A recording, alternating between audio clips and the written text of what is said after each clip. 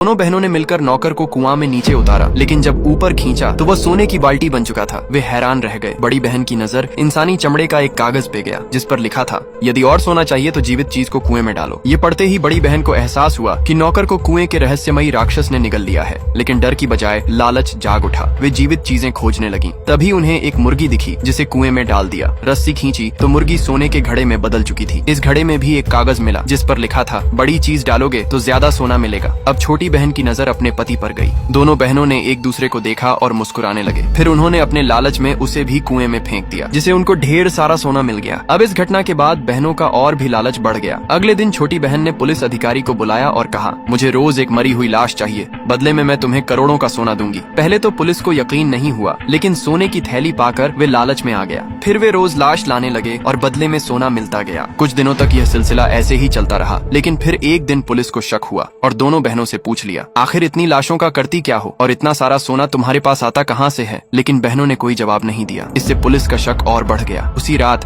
Police चोरी से उनके घर में घुस गई। उन्होंने देखा कि वहाँ सोने का ढेर लगा हुआ था। यह देखकर वे चौंक उठे। अब पुलिस वालों के मन में भी लालच आ गया, इसलिए उसने दोनों बहनों को मारने की कोशिश की, जिसे डर के मारे बहनों ने कुएं का सारा राज उन्हें बता दिया। अब पुलिस वालों को यकीन हो गया कि कुएं में जीवित इंसानों को डालने से सोना मिलता है। लालच में आकर उन्होंने पूरे गाँव के लोगों को मारकर कुएं में फेंक दिया और ढेरों सोना इकट्ठा कर लिया। लेकिन धीरे धीरे इस पुलिस की लालच इतना बढ़ गया कि उसने सोने पर पूरी तरह से कब्जा करने के लिए दोनों बहनों को भी कुएं में डाल दिया।